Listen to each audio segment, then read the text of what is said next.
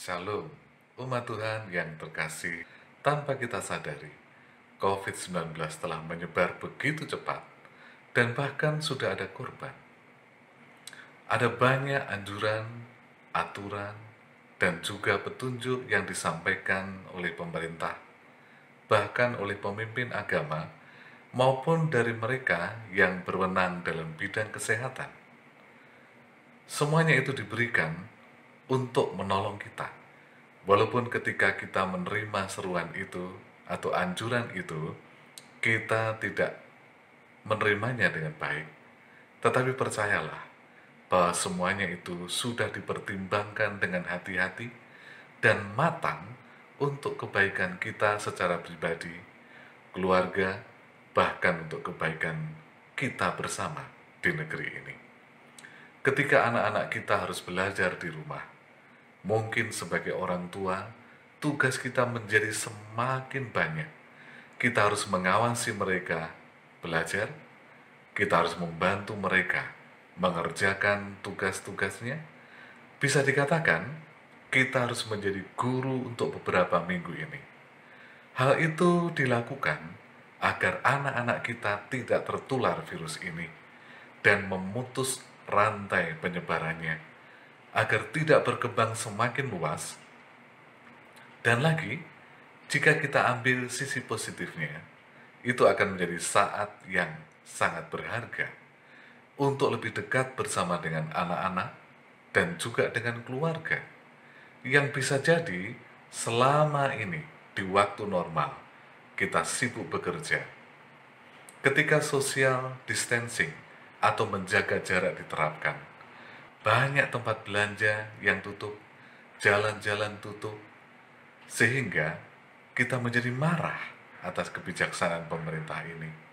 Pekerjaan menjadi terhambat, penghasilan berkurang. Tetapi itu semua demi kebaikan bersama, agar penyebaran virus ini cepat berhenti dan krisis segera berakhir. Dan lagi, jika kita ambil positifnya, kita memiliki banyak waktu bersama keluarga yang sebenarnya sangat berharga.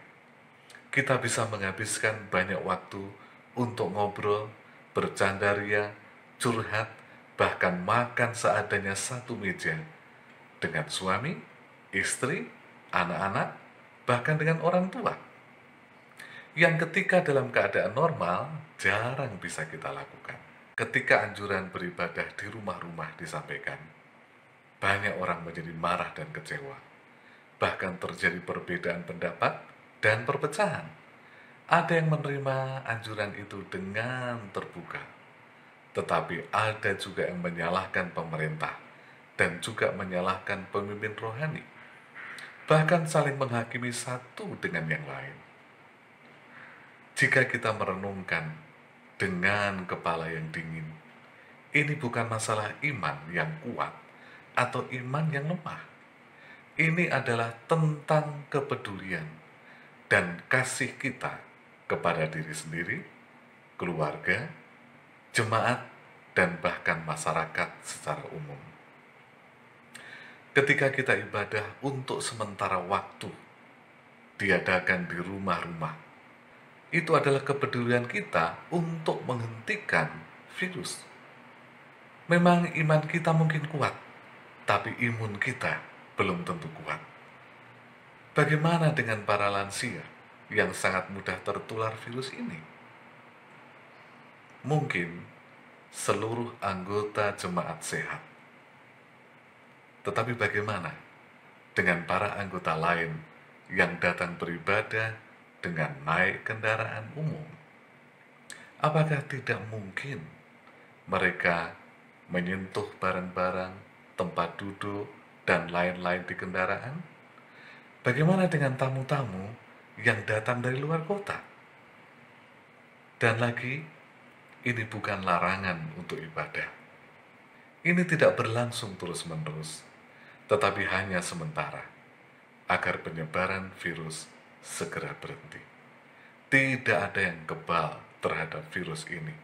Siapapun bisa tertular, dan bisa terjadi di mana saja, termasuk di rumah ibadah. dan kapan saja, termasuk saat ibadah. Ini bukan tentang iman, tetapi tentang kasih, di mana kita saling menghargai, saling menjaga.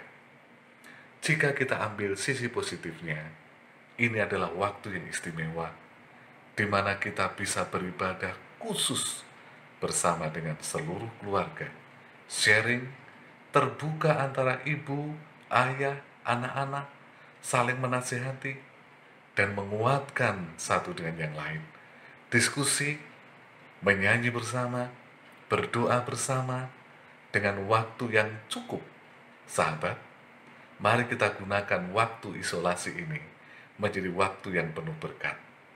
Gantinya saling menyalahkan dan menghakimi satu dengan yang lain, mari kita gunakan justru untuk introspeksi diri, saling mendoakan satu dengan yang lainnya. Jangan panik, ikuti saja dengan penuh sukacita semua prosedur kesehatan yang sudah diberikan. Sering cuci tangan, berjemur di panas matahari, ya untuk 15 menit atau 10 menit. Jaga jarak, makan sayur yang banyak, buah-buahan, berpikir positif, dan banyak berserah dalam doa pribadi dan doa keluarga. Mazmur 37 ayat 5, serahkanlah hidupmu kepada Tuhan, dan percayalah kepadanya, maka Ia akan bertindak. Dengan campur tangan Tuhan, Tuhan yang penuh kuasa, virus ini segera berakhir, dan hidup kita akan kembali normal, bahkan jauh lebih baik lagi. Tuhan memberkati.